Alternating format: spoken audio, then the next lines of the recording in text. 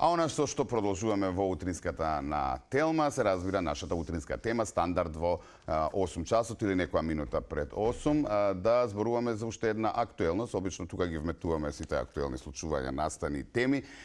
Дефинитивно ни е интересен и редовно знаеме, посебно со Христијан, кој што ми е денеска гостин, да му абетиме на тема криптовалути, биткоини, нели, таа берза, криптоберза.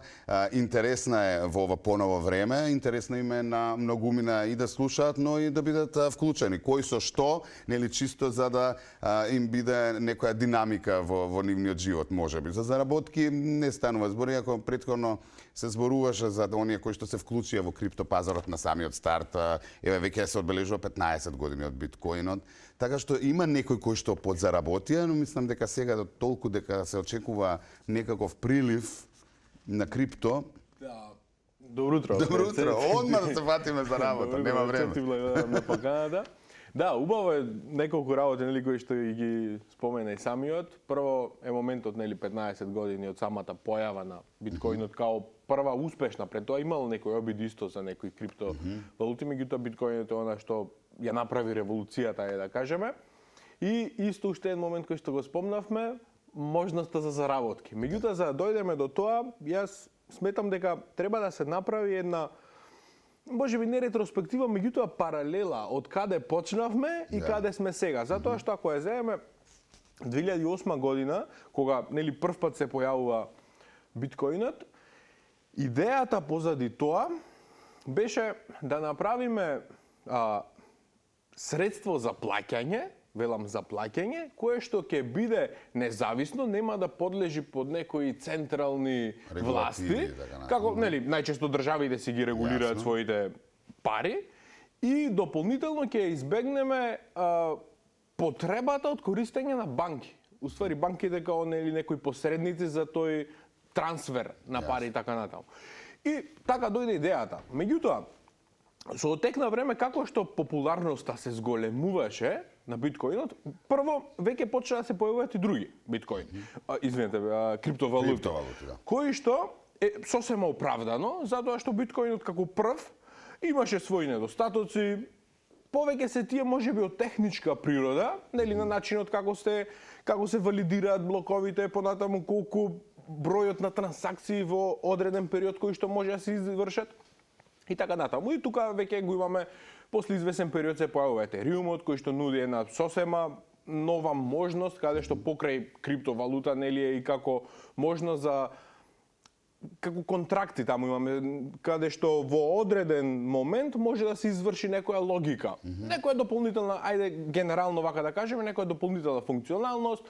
Потоа, не знам, една од најпопуларните моментално која што е Соланата, таа е па уште еден апгрейд на Етериумот, каде што дополнително таму целосно веќе се губи оној момент на валидација, кога претходно многу поактуелно беше рударењето, ако се сеќавате, кога сите бара, нели, по потрага, по графички картички, па тоа, нели, потрошуваат. И тука веќе почна да се други криптовалути, почна да наоѓаат други механизми како да го избегнат тој дел, ајде да кажеме пооптимално како да го направиме. Како и да е, со развојот на нови криптовалути, како што поминуваше времето, се повеќе се почна да се зголемува популарноста, меѓутоа првично како средства за плаќање. Се додека не дојде, ајде да кажеме некоја 2020 година крајот, каде што одеднаш веројатно се почувствува тој раст и одеднаш како сите да почнат да се интересираат за тоа. Меѓутоа, тука веќе се појави еден нов момент. Не се интересира луѓето за како да плаќаат со криптовалути. Интересот се појави како да инвестираат и како да заработат. За да ние една година подоцна, крајот 2020 до крајот 2021, тоа е периодот кога ние во 2020 биткоинот, еве конкретно за него зборуваме, се движеше не повеќе од $10,000. За ние да стигнеме веќе крајот на 2021, безмалку 70,000. Тоа е 7 пати пораснало. Да. И тогаш ние веќе имавме еден период каде што секој зборуваше како да инвестираме, како да заработиме. И тоа е еден интересен феномен кога ќе се појави момент да сите зборуваат готово, сега ова е начинот, ова знаете сите ќе се збогатиме, ова е како да се заработи. Лесна пара. Тука мислам дека веќе доаѓа максимумот на тој балон, без разлика дали тоа станува за берза и претходно сме имале такви случаи, дали во случајот станува за во случајот криптосветот, каде што сите со надеж дека ќе заработат, веќе премногу почна, како да кажам, да се надува тој балон, и се губи суштината, впрочем, и идејата зошто тоа смислено. И токму тоа сакав да кажам, затоа почнав нели од самиот почеток како настана. Појавата е да избегнеме контрола на некои централни власти и да немаме потреба од банки како медијатори, што и тоа е дискутабилно. Затоа што ние во периоди кога се е супер, немаме потреба од некоја централна власт која што би интервенирала, знаете како што е сега периодот со инфлација, па нели се превземаат мерки, меѓутоа тоа е во делот на економија. Да кажам, податаму банките кои што сепак нудат некоја сигурност, меѓутоа сигурност кога ни е потребна. За да дојдеме сега до ситуација, ние имавме и со некои компании каде што голем дел од крипто средства, да кажеме, беа изгубени. Меѓутоа, каде беа тие чувани? Повторно беа на некое место која што е сега некој само друг, како да кажам, друг тип на банка. Затоа што традиционалните банки подлежат на сосема други регулативи. Додека тука имаме компании кои што се виртуелни и многу од луѓето, да кажам, во недостаток на доволни информации и уствари суштината која е на криптовалутите, ги чуваат тие. Веќе не се валути, веќе не сум сигурен дали можам да ги нарекам валути, повеќе како асец, како некој Добро, виртуелни пари, затоа што и кога почна да се регулира 2021 веќе тоа кога беше пикот, некои држави први кои посегнаа, веќе почна да го дефинираат како крипто имот, не како пари, како валута. И затоа велам, веќе луѓето не сум сега да не генерализирам, меѓутоа сметам дека одреден дел од оние што користат, што инвестираат, не сум сигурен дали доволно имаат информации која е всушност суштината и зошто нели е тоа настанато и зошто не треба да кажеме да ги чуваме на одредени места кои што се уствари само алтернатива за банките, која што е помалку регулирана и далеку по-ниско ниво на безбедност, да кажеме. Многу се предвидуваше крајот на криптовалутите и на биткоинот и после 15 години се уште е тука. И некако имам впечаток дека посебно кога има вакви конфликтни ситуации во светот, дека навистина служи за оној црн пазар и за набавка на оружје и за пренесување на голема сума на пари од земја во земја, да речеме ако треба некој да пребега, тоа имаше случаи со Украина, нели? Верувам дека со оглед на тоа како се движи таа криптоберза, дека голем дел од средствата и така се пренесуваат и нели од Газа, Израел и така натаму. Вака, од почеток. Пошто очекувано е кога има војна дека треба да падне нешто, нели? Крипто берзата расте во тогаш. Така. Вака, прв момент, нели она што го спомнавме, се очекуваше дека ќе исчезне. Тоа секогаш, со секоја, јас повеќе ова би се осврнал во делот со технологија, секогаш кога имаме некоја нова технологија, имаме два поларизирани страни. Едната страна секогаш кажува дека готово, ова е моментот, имаме револуција и од утре сите тоа ќе го правиме, ќе го користиме. Тоа беше и со криптовалутите, каде што веќе Web3, тоа беше новата револуција, па сите прашање на време беше кога ќе почнеме сите да користиме криптовалути. Со тоа што видовме дека и не е баш така нешто што преку ноќ сега ќе се наметне, затоа што реално 15 години не е некој долг период од аспект на економија, од аспект на нова валута. Понатаму и тука другата страна имаме, кои што се нели оној скептичниот дел каде што тоа нема да успее, само е привремено. Па како што и сега ги имаме со картичка и со кеш. И каде е вистината? Вистината е веројатно негде на средина. Да, кога ќе почне некоја технологија, тие што ја поддржуваат, го прават веројатно и некој хајп, онај момент кога го доживува максимумот, па имаме корекција како што гледаме сега и веројатно понатаму ќе продолжи да се одржава во некоја нормално, со движење ќе има секогаш. Меѓутоа, очекуваме, може ќе има некоја постабилизација, не дека сега таа стабилизација ќе се случи, меѓутоа, како што поминува времето, очекувам дека се помалку ќе биде непознато и ќе се демистифицира тој дел на брза заработка, на дека тоа е еднината, дека тоа е сега од утре готово почнуваме со нели нов начин на живот и така натаму. Понатаму околу делот кој што го спомна нели како што се движат валутите, односно криптовалутите во однос на периодите кога има војна, кога нема војна. Прв индикатор кој што би го тргнал настрана од војните е доколку споредите, затоа што веќе и претходно спомна, веќе криптовалутите се гледаат како инвестиција. Добро. Ако споредите како се движат индексите на америчка берза, кога мислам америчка велам САД, без разлика дали е S&P 500, дали е Dow Johnson, ако ги видите пиковите кога достигнале тие берзи најголема вредност, скоро па да е пресликана вредноста во криптосветот, односно во биткоинот како предводник.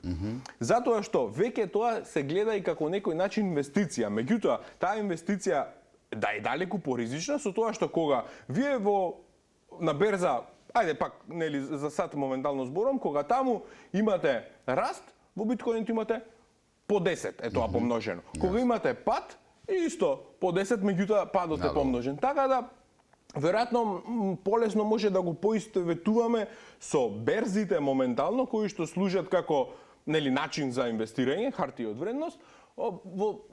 Веројатно потешко е нели тоа да се направи некоја паралела со војни па како со несо. Со тоа што има логика, затоа што јас и претходно еднаш ги имам спомнато, ако направиме паралела со секојдневниот свет, дали ќе земеме некое, не знам, секира, нож, воедно тоа може да биде и оружје и орудие. Зависи нели во чии раце се наоѓа, меѓутоа станува збор за истото нешто. Yes.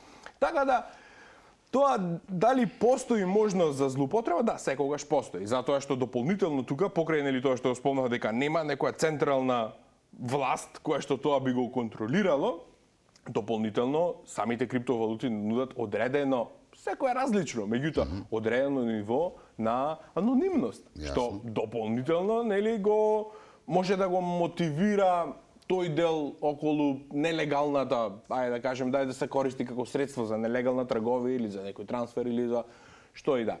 Меѓутоа, да, постои. Да, го има како во зависност од кој го користи.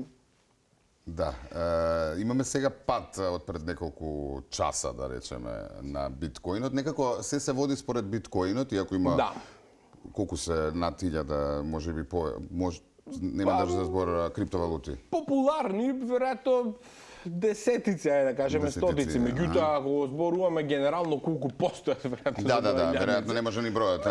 Овие што се најпопуларни се десетици, ајде стотици, ако може да кажеме. Но некако биткоинот, нели, заедно со оние 5, да ги наречеме. Дефинитивно како предводник, затоа што секогаш кога биткоинот расте, како по некој автоматизам, веднаш и другите зборувам оние што се како Етериум, Солана и така натаму. Да. Како да го следат тој тренд. Кога биткоинот опаѓа? На што се должи овој благ пат и дали се очекува да се врати цената на криптовалутите, зборувам пак за овие популарните, како што беше од пред година дена, да речем. Прво, нели биткоинот беше 75, сега е 30 и нешто илјади. Да, без малку до 70 Соланата отиде до 230, 210, сега е така, чинам 50 и нешто. Еден период имаше кога нели почна нагло да паѓа вредноста, да кажеме на сите криптовалути, со тоа што таму кулминација веројатно направи и FTX. Компанијата која што важеше за една од лидерите во криптосветот, кај што пред се тоа беше криптоменувачница, е така да кажам, меѓутоа пак доаѓа тој момент дали луѓето тоа користат во правата смисла, нели, за тоа што е наменета. И со падот, односно со откривањето на целиот тој скандал, нели, со тие манипулации што се правеле, тоа веројатно беше онај моментот каде што сите криптовалути го допреа дното од страв, нели, дека тоа може да предизвика некои други ефекти. Сега, тоа беше крајот 2022. Меѓутоа, потребно е сепак време додека да криптовалутите се опорават. Не само криптовалутите, секаде, нели, во секоја сфера, кога ќе се случи некој пат, потоа потребен е одреден период на опоравување. Овој благ раст, така да кажеме, со тоа што и не е баш благ, меѓутоа, сметам дека до одредена мера се должи на таа стабилизација, особено кај Соланата, затоа што Соланата бе еден од најголемите поддржувачи на Солана беше токму FTX, што нели заврши како што заврши. Да. Меѓутоа, со тек на време тоа се покажа дека очигледно не влијае до таа мера да на долг рок, нели, да бидат по обезвреднати, ајде така да кажеме, постепено да почнат да ја враќаат вредноста и последните неколку месеци веќе што е особено актуелно, а тоа е појавата на нови, односно се чека дозвола за различни типови на ETF, тоа се као фондови кои што буквално како моментално што имаме фондови за инвестирање во хартии од вредност, во обврзници, во дури како парични средства, тоа исто да се преслика во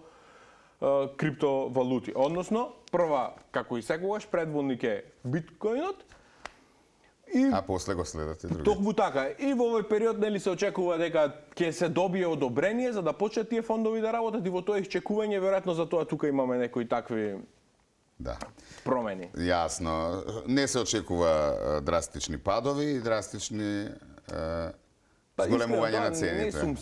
Не сум сигурен колку тоа би го можеле да го предвидиме, затоа што и самата пазарна капитализација на биткоинот како предводник, нели, постојано кој што го зборуваме, е некои 700 милиарди долари моментално.